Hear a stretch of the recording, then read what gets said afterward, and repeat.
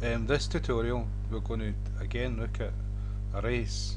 The last one we looked at integer array, and I showed that you can have like integer variables, and you could have maybe like 500 of them. Each one would have to be declared independently, and each one would have to be assigned independently, and each one would have to have a different name. Now you can imagine that, keeping track of them would be difficult in your head. Typing them out would be prone to mistakes for maybe typing the wrong name or the wrong number to that name. And then assigning values to them individually is quite complicated as well. And so what an array is a collection of different values or different types. So if we've got integer, we put all the integers together in one collection, and they're grouped together as one, and that's called an array of that type. So what we've got there is an integer array, and each one is accessed by the same name. So if you call the array for numbers, each one, say it's an array of 500, each one is accessed by that name. But the square brackets, index brackets, you put a number, and the number accesses which element in that array you want to access.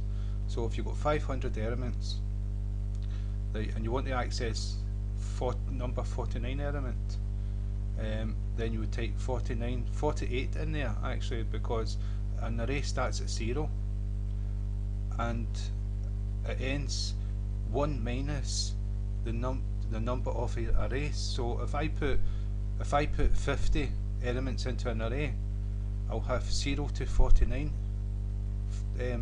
index values, but I've got 50 elements, and it's because it doesn't start at 1, it starts at 0. And so when you access them, you always take 1 away, and so we'll come across that later on. You can see that we've got a for loop 0 to 5, so it goes 0 to 4.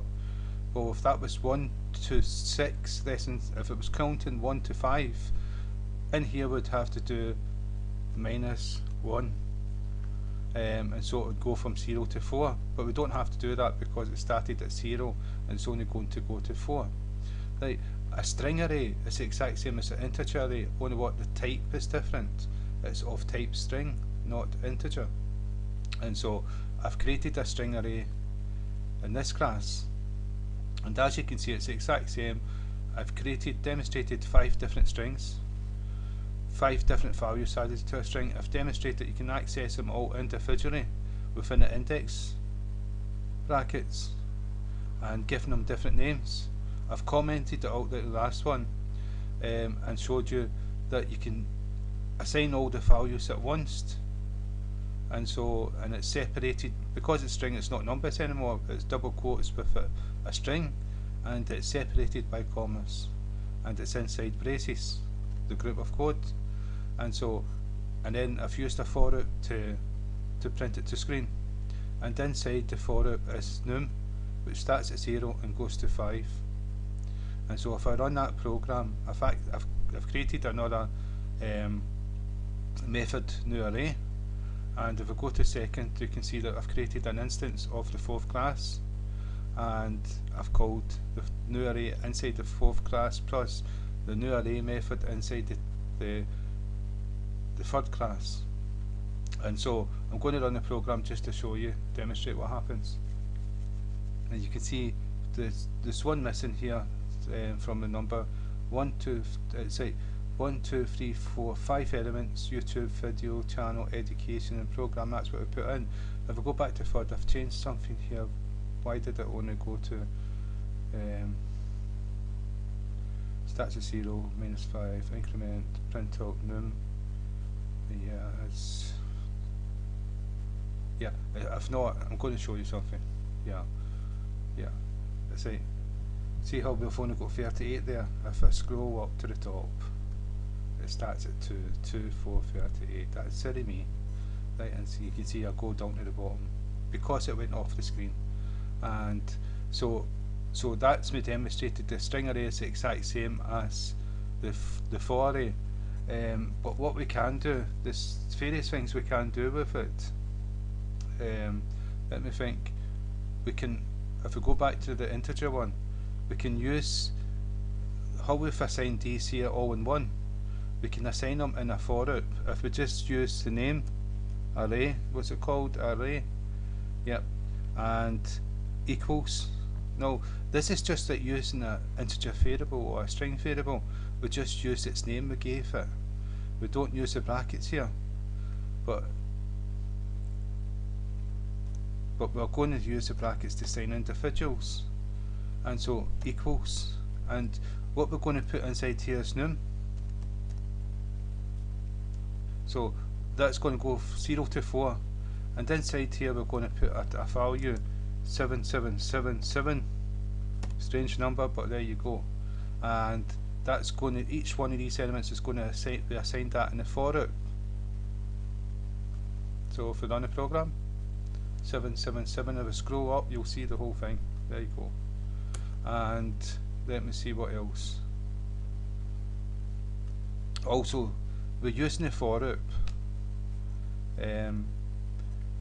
We're using the for loop to access it, and we're putting a number in. What if we don't know the size of the array? Then we can use the array name dot length, and what that's going to, is going to return 5, because that's the length of the array. And so if we run the program, it's got 5 elements, so it's got the length. And so what it's going to do, instead of us putting 5 in, if we didn't know the size of the array, we've got the size, so it's a big massive array, and sometimes it's big and sometimes it's small and all the rest of it. But with these ones, once you set it, you set it to it. So this will come in useful with other arrays I'm going to show you. And so what I'm going to do is run this program. You'll see it work the exact same way. There you go. It's added 7 to every single one of them. And so I didn't have to put 5 in there. So if this array was, let's see, if I add a couple more elements to it, run the program, you can see that it's still worked even though we increased the number. Now we've got 1, 2, 3, 4, 5, 6, 7. And it's because 1, 2, 4, 5, 6, 7, because we added 2 extra numbers to it. And let's see, so that's arrays. And so you can see how useful this is if you don't know the value, or you don't want to go and check to see the value. Type in length and it will do it for you.